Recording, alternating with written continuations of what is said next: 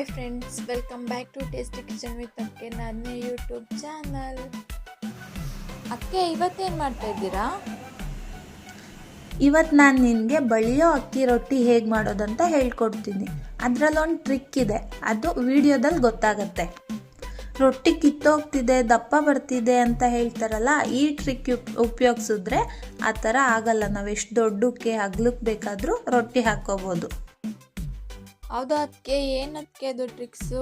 ನಾನು ಇನ್ಮೇಲೆ ಆ ಟ್ರಿಕ್ಸ್ ಯೂಸ್ ಮಾಡ್ತೀನಿ, ಹೇಳಿ. ಬಾಯಲ್ಲೇ ಟ್ರಿಕ್ ಹೇಳೋದಲ್ಲ, ಬಾ ಹೇಗೆ ಮಾಡೋದು ಅಂತ ತೋರಿಸ್ತೀನಿ. ಓಕೆ ಅದಕ್ಕೆ. ಚಿರೋಟಿ ರವೆ, ಉಪ್ಪು, ಗೋಧಿ ಹಿಟ್ಟು, ನೀರು, ಅಕ್ಕಿ ಹಿಟ್ಟು. ಒಂದು ದೊಡ್ಡದಾಗಿರೋಂಥ ಬೌಲ್ ತಗೊಳ್ಳೋಣ. ಬೌಲ್ ಇಲ್ಲ ಅಂದರೆ ಪಾತ್ರೆ ಕೂಡ ತಗೋಬೋದು. ಆ ಪಾತ್ರೆಗೆ ನಾವು ಒಂದು ಅರ್ಧ ಕಪ್ ಆಗೋಷ್ಟು ಚಿರೋಟಿ ರವೆ, ಒಂದು 1/4 ಕಪ್ ಆಗೋಷ್ಟು ಗೋಧಿ ಹಿಟ್ಟು, ಒಂದು 3 ಬೌಲ್ ಆಗೋಷ್ಟು ಅಕ್ಕಿ ಹಿಟ್ಟನ್ನ ತೊಗೊಳ್ತೀನಿ ನಾನು. ಒಂದು ಸ್ವಲ್ಪ ಉಪ್ಪು ಸೇರಿಸ್ಕೊಂಡು ಸ್ವಲ್ಪನೇ ನೀರು ಹಾಕ್ಕೊಳ್ಳೋಣ. ಒಂದೇ ಸಲ ಜಾಸ್ತಿ ನೀರು ಹಾಕ್ಕೊಳ್ಳೋದು ಬೇಡ, ಸ್ವಲ್ಪನೇ ಹಾಕ್ಕೊಂಡು ಮಿಕ್ಸ್ ಮಾಡ್ಕೊಳ್ತಾ ಹೋಗೋಣ. ಇಡ್ಲಿಗೆಲ್ಲ ನಾವು ಹದ ಮಾಡ್ಕೊತೀವಲ್ಲ, ಆ ಹದದಲ್ಲಿದ್ದರೆ ಸಾಕು. ತುಂಬ ತೆಳು ಆದರೂ ನಮಗೆ ಬಳಿಲಿಕ್ಕೆ ಕಷ್ಟ ಆಗುತ್ತೆ. ಚೆನ್ನಾಗಿ ನಾವು ತಿರ್ಸ್ಕೊಂಡು ಮಿಕ್ಸ್ ಮಾಡ್ಕೊಳ್ಳೋಣ, ಇಲ್ಲಾಂದರೆ ಗಂಟು ಹಾಗೆ ಉಳ್ಕೊಬಿಡತ್ತೆ. ಮೊದಲೇ ಹೇಳಿದ್ದೆ ನಾನು ನಿನಗೆ, ರೊಟ್ಟಿ ಮಾಡಬೇಕಾದ್ರೆ ಒಂದು ಟ್ರಿಕ್ ಹೇಳ್ಕೊಡ್ತೀನಿ ಅಂತ. ಅದೇನೆಂದರೆ, ನಾವು ಚಿರೋಟಿ ರವೆ ಹಾಕೋದ್ರಿಂದ ರೊಟ್ಟಿ ನಾವು ಎಷ್ಟು ಅಗ್ಲಕ್ಕೆ ಬೇಕಾದರೂ ಬಳ್ಕೋಬೋದು, ಮತ್ತು ಎಷ್ಟು ತೆಳು ಬೇಕಾದರೂ ಬಳ್ಕೋಬೋದು. ಕಿತ್ತೋಗಲ್ಲ, ಕ್ಲೀನಾಗಿ ಎದ್ದೊಳುತ್ತೆ. ಹಾಗಾಗಿ ನಾವು ಸ್ವಲ್ಪ ಚಿರೋಟಿ ರವೆ ಹಾಕ್ಕೋಬೇಕು. ಹಂಚು ಕಾದ್ಮೇಲೆ ನಾವು ಈಗ ಹಂಚಿಗೆ ಹಿಟ್ಟು ಹಾಕ್ಕೊಂಡು ಬಳ್ಕೊಳ್ಳೋಣ. ಫಸ್ಟ್ ಟೈಮ್ ರೊಟ್ಟಿ ಮಾಡೋರು ಈ ಥರ ಮಾಡ್ಕೋಬೋದು. ಕೈ ಸುಡುತ್ತೆ ಆ ಥರ ಏನಿಲ್ಲ, ನಿಧಾನಕ್ಕೆ ತೆಳ್ಳುಗೆ ಬಳ್ಕೊಳ್ತಾ ಹೋದರೆ ಏನಾಗಲ್ಲ.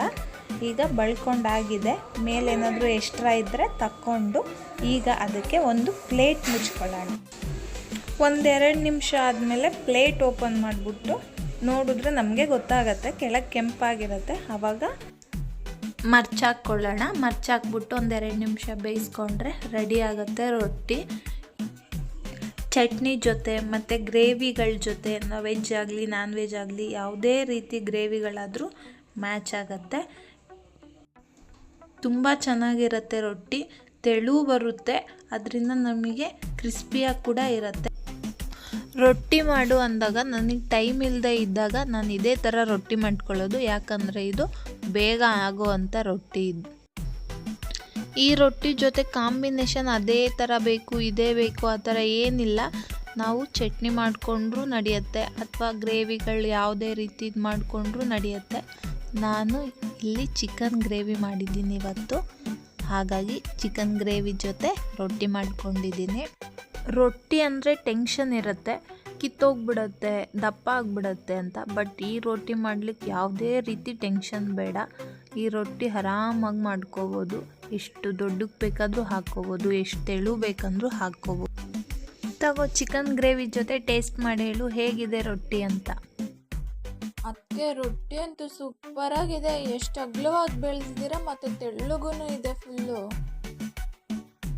ಯಾರ ಮನೆಯಲ್ಲಿ ರೊಟ್ಟಿ ಸರಿಯಾಗಿ ಬರ್ತಿಲ್ಲ ಅವರು ಈ ಟ್ರಿಕ್ಸ್ನ ಯೂಸ್ ಮಾಡಿ ನೋಡಿ, ಖಂಡಿತ ಬಂದೇ ಬರುತ್ತೆ ಅವಾಗ ರೊಟ್ಟಿ.